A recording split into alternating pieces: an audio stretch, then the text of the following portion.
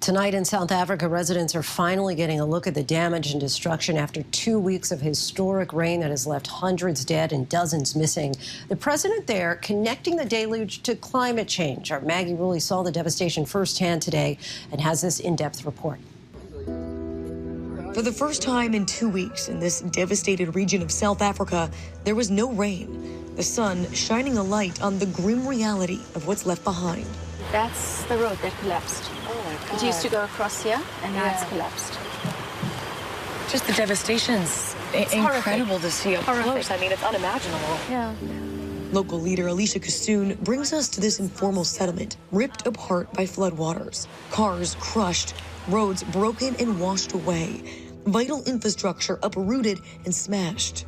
People left without water, carrying back what they can in buckets overhead, stepping over live wires left exposed after the floods. But beyond the devastation tonight, hundreds are dead, and dozens remain missing after 2 weeks of record-breaking downpours.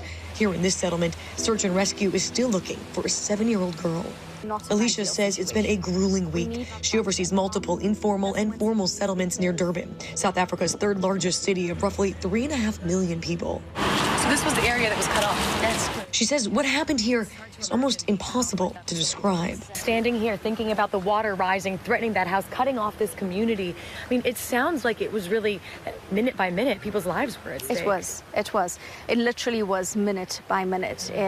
1 minute, the stream was there, and the next minute it wasn't. 1 minute the road was there, and the next minute it wasn't. It was terrifying.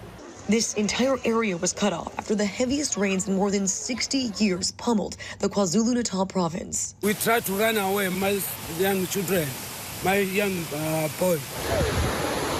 Authorities say it's one of the deadliest storms to ever hit the country. Tens of thousands now homeless. I don't even have a bed. Rescuers wading through waist-deep floodwaters with search dogs, at times even swimming, looking for the dozens of people still unaccounted for. The South African Army sending 10,000 troops into the disaster zone to help. But in this community, Alicia seems to be leading the charge. She pauses during our interview multiple times, and understandably so, to field calls from desperate residents looking for help. Okay, where are you at the moment? And with vital infrastructure wiped out, safe drinking water is in short supply, and Durban's beautiful beach now filled with trash. When the rains hit, floodwaters mixed with massive ocean waves, churning up all of this debris. We've seen shoes, bottles, cans. Look, you can see a tree that's been completely uprooted. This dangerous mess stretches for miles along the coastline. This historic storm and its heartbreaking destruction comes just weeks after a new UN climate report concluded delay means death. The UN warning the place we all call home, our planet, is getting clobbered by climate change. Nearly half of humanity is living in the danger zone now. Many ecosystems are at the point of no return now. We've seen this firsthand with our own reporting over the past year, from horrific wildfires in Greece, Forests and homes burned, covered in ash, still smoldering, to devastating flooding in Germany. There's so many people dead. You don't expect people to die in a flood in Germany. Back in South Africa, the president blames climate change as a driving force behind this storm, and he says his country needs to prepare. National state of disaster. Because it's only going to get worse. For now, the government has declared a state of disaster and promised resources, but many say help isn't coming fast enough, and it's neighbors who are stepping up. You saw the strongest of our community without asking, without videos, without anything. Alicia tells us people here are living minute by minute, and many now getting ready for the painstaking work ahead to rebuild. Our electricity right now, just down this road, everyone's cut off from electricity. It's not just that, there's so much more to a flood. Right? It's terrifying, yes, but the aftermath, it doesn't stop there. The cleanup, the putting on the lights, the fixing the roads, those things never stop. That is terrifying because we can't go back to our normal lives. So much destruction and a lot of work ahead in order to try to restore things back to any semblance of normalcy.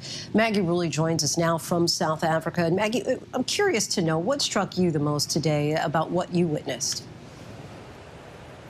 Lindsay, I think what's so striking here is just how vast this devastation is and how it is complete destruction. We're at that one settlement today. We went there with Alicia, and she was pointing around, and there was this large pile in the center. And Lindsay, I thought it was just a pile of debris made up of trees and some trash. And she told me, she said, look closer. You'll see furniture. You'll see couches in there mixed in with cars. She says those are houses. That is a pile of people's homes that have slid down that hill in a mudslide.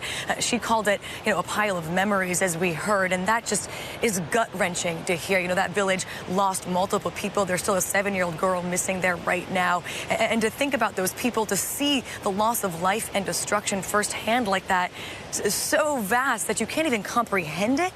I mean, Lindsay, it's hard to take it all in. I'm sure that it is hard to really get your mind around all of what you're witnessing there.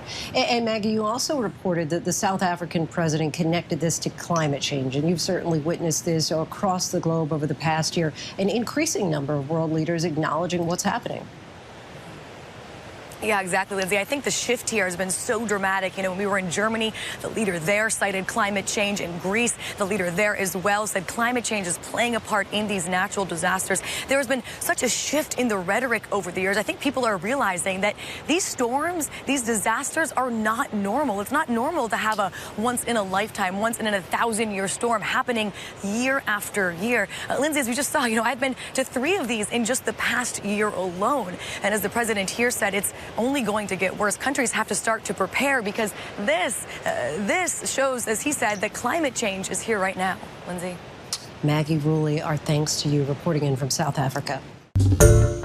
Hi, everyone. George Stephanopoulos here. Thanks for checking out the ABC News YouTube channel. If you'd like to get more videos, show highlights, and watch live event coverage, click on the right over here to subscribe to our channel. And don't forget to download the ABC News app for breaking news alerts. Thanks for watching.